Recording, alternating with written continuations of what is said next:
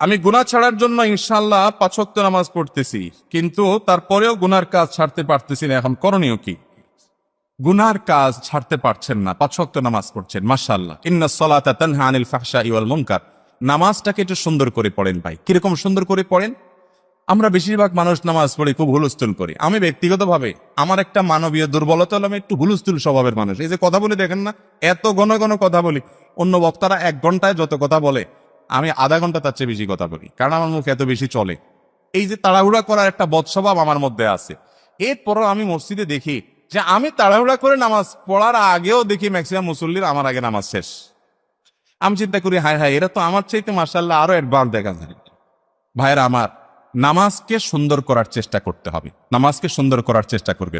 কোন মানুষকে যদি দেখেন তার নামাজটা খুব ধীরে ধীরে, রুকুতে অনেক সময় দিছে, সহজে উঠে না, রুকু থেকে উঠে সোজা হয়ে দাঁড়ায় অপেক্ষা করছে অনেক সময় ধরে, আস্তে করে সিজদা গেছে, হুলস্থুল না, সিজদা গিয়ে আবার অনেক সময় ধরে সিজদা করে, সিজদা থেকে আস্তে করে উঠছে, শ্রদ্ধা করে আল্লাহর সামনে নিবেদন করছে, সোজা হয়ে টান টান হয়ে বসে অপেক্ষা করছে আস্তে আস্তে, এরপর আবার আস্তে করে সিজদা যাচ্ছে। এই লোকটাকে পাইলে একটু জড়ায় ধরবেন, কারণ এর হলো আসল নামাজি, 1 নম্বরের নামাজি, এ ক্লাসের নামাজি। এরকম নামাজি অনেক মসজিদ আছে, গোটা মসজিদে একজনও পাওয়া যায় না, অনেক মসজিদে 1-2 জন পাওয়া যায়। আমি ব্যক্তিগতভাবে এরকম কিছু মানুষকে চিনি, আমার বন্ধু বান্ধবের মধ্যে। যে বলছি জেনারেল লাইনের অনেক মানুষ আছে, এরকম অনেক মানুষ আছে আমার কাছে। নাম বললাম না, নাম বললে আপনারা সবাই চিনবেন, সারা দেশে মানুষ চিনবে, সারা দেশে মানুষ চিনবে, কিন্তু নাম বললাম না। এরকম ভাইয়ের আমার আছে, জেনারেল শিক্ষিত মানুষ, ব্যবসায়ী মানুষ, মাদ্রাসার বারান্দাও যায় নাই, কলেজ ইউনিভার্সিটিতে পড়ছে। আমি নামাজের দিকে তাকাই দেখি, আরে আমিও তো এত সুন্দর করে নামাজ পড়ি না। আমি অনুপ্রাণিত হই যে মাশাআল্লাহ, তাহলে আরো সুন্দর করে আরো আস্তে আস্তে নামাজ পড়বো। যে তার 2 রাকাত নামাজে 10 মিনিট টাইম লাগা, দুনিয়ার মিটিং সিটিং ব্যবসা বাণিজ্য সব বললে যাক, নামাজে কোনো ছাড় নেই, কোনো তাড়াহুড়া নেই, কোনো হুলস্থুল নেই। তো আপনি যে গুনাহ থেকে বাঁচতে পারছেন না, নামাজটাকে এইভাবে পড়েন, ইনশাআল্লাহ দেখবেন অপরাধ এবং পাপের প্রবণতা থেকে আল্লাহ তাআলা আপনাকে বাঁচাবেন। নাম্বার 2, প্রেসক্রিপশনের দ্বিতীয় আইটেম হলো আপনি গুনাহের পরিবেশ থেকে সরে আসবে। আমাদের অনেক ভাইয়েরা গুনাহ ছাড়তে চান, কিন্তু গুনাহের পরিবেশ ছাড়তে রাজি না। টেলিভিশনে খারাপ জিনিস দেখে, হাতে তসবিহ আছে, টিপতে টিপতে বলে আস্তাগফিরুল্লাহ আস্তাগফিরুল্লাহ আস্তাগফিরুল্লাহ আস্তাগফিরুল্লাহ। উনি আস্তাগফিরুল্লাহ পড়ে আর তাকান হচ্ছে টিভির দিকে, ভূতের দিকে। তো আপনি চোখে জেনা করতেছেন আর বলতেছেন যে কত খারাপ দেখছো, নাটকের নামে এসব বদমাইশি, আস্তাগফিরুল্লাহ, ও তাকারিস।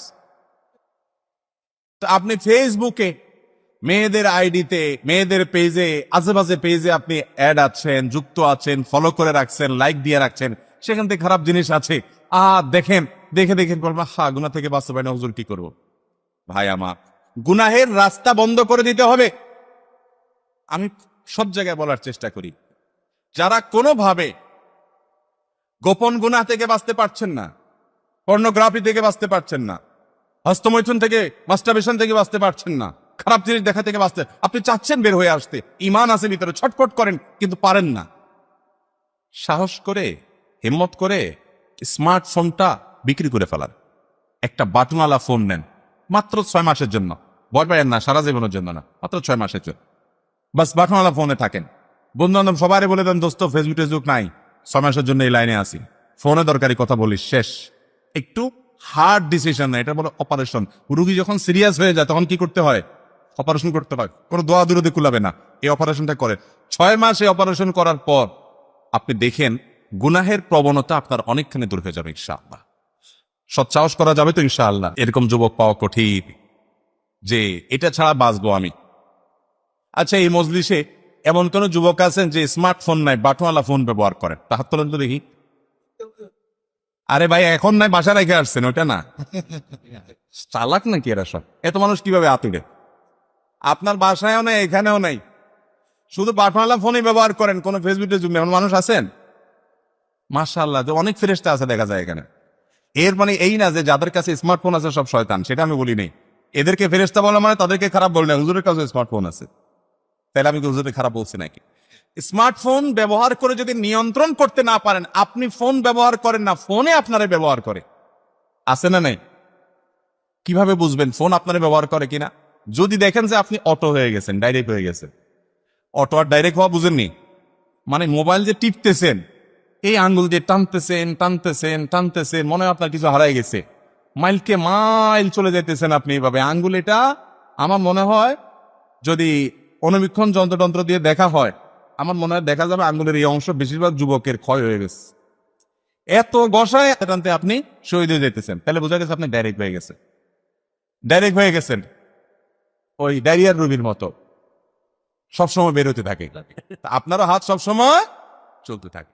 ভাইরা আমার, মোবাইলকে ব্যবহার করেন, স্মার্টফোন ব্যবহার করে ভালো কিছু করলে ভালো, কিন্তু এটাকে আপনি ব্যবহার করেন, ফোন যেন আপনাকে ব্যবহার করতে না পারে। এই যে শেখ বলছে না, সারা বছরে যে গুনাহ করতে না পারে মোবাইলে একদিনে সে গুনাহ করতে পারে। আবার সারা বছরে যে সওয়াবের কাজ করতে না পারে স্মার্টফোন দিয়ে একদিনে সে সওয়াবের কাজ করা যায়। আল্লাহ আমাদেরকে নিয়ন্ত্রণ করার তৌফিক দান করো। তো যেটা বলছিলাম, গুনাহ থেকে বাঁচার জন্য গুনাহের পরিবেশ থেকে সরে আসতে হবে। পরিবেশ থেকে সরে না আসলে আপনি বাঁচতে পারবেন। এর পাশাপাশি 3 নম্বর আমল হলো নেককার মুত্তাকি পরহেজগার মানুষদের সাথে থাকবেন। আর যদি গুনাহটা সেক্সুয়াল গুনাহ হয় তাহলে অবিবাহিত হতে যত দ্রুত সম্ভব বিয়ে করে ফেলেন। এটা হলো সব রোগের মহা ঔষধ। যদি মুরব্বীরা রাজি না হয়, দৌড়ে বাইন্দা আমার কাছে ফুসলা ফাসলা নিয়ে আসবেন, বা আশপাশের হুজুরদের কাছে নিয়ে যাবেন। হুজুররা চাচা মিয়ারে বুঝায়া বাজায়া ইনশাআল্লাহ বিয়ের ব্যবস্থা করে দেবে। হুজুরদেরকে একটু খাওয়াটাই নিবেন, দেখবেন ইনশাআল্লাহ সব ব্যবস্থা হয়ে গেছে।